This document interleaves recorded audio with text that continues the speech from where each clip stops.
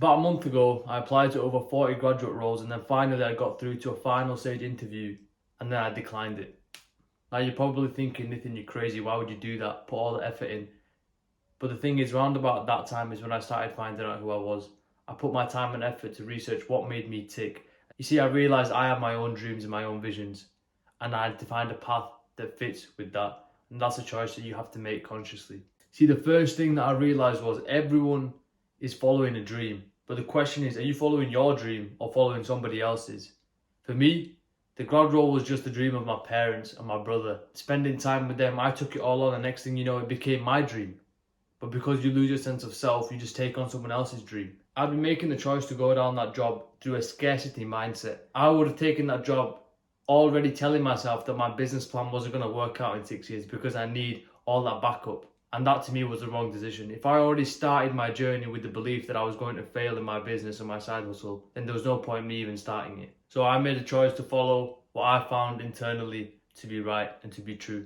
But the thing is, you don't need to know exactly where you need to go. For me, I just focused on what direction I wanted to head at. So there were certain things that I didn't want, and my job was just to avoid that. And there were certain things, even if very general, that I liked, so I'm moving towards it. And as you move towards it, I found personally, things start to become clearer. So I actually learned that I can follow my dreams but do it in a way that minimizes risk. For me, I want my own business. I want to be self-employed. I want to work on my own terms and do things that interest me. Now, just because I want to do that doesn't mean I'm going to make an income from that in 1 month. The world doesn't work that way. I still have rent, bills, food, gym membership, places to go and people to see, and all that costs money. So the mistake of just quitting your job and then jumping straight into it, it's not a good idea. I didn't want the graduate role because I knew that would involve commuting.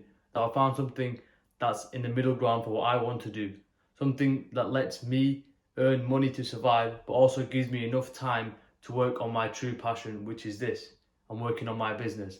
So I got a remote role, which gives me that leverage. It gives me that time to work from home because I don't have to spend 2 hours commuting. Or if you're living at home, another thing that I'd do is get a part-time job, because that way you've still got some income coming in. I want to remind you that with everything comes a cost.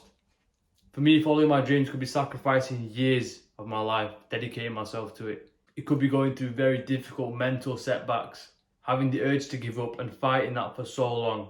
But eventually getting through that, breaking free and reaching that new level and seeing the peak of the mountain, that's going to be the feeling that I'm chasing. Now, I want to read 2 quotes from a book called The Top 5 Regrets of the Dying. Finding the courage to act or surrender will never be as painful as lying on the deathbed with regrets. Life is over so quickly. It is possible to reach the end with no regrets. It takes some bravery to live it right, to honour the life you're here to live, but the choice is yours. Appreciate the time you have left by valuing all the gifts in your life, and that includes especially your own amazing self. I'm going to die one day, and unfortunately, so are we all. But I think that's where the beauty is, because we get to live life on our own terms if we accept who we truly are. If I'm on my deathbed, I don't want to be sat there thinking, fuck, maybe I should have tried that. Do you know how painful that's going to be? Because there's nothing that you can do. There's nothing. You'll be sat there unable to move, and your last moments are filled with regret. If I was to go tomorrow, at least I can say to myself, I've begun the journey of doing what I really wanted to do, and I gave it my all. And if I'm to depart on that path, then I think I've lived a successful life in my own eyes.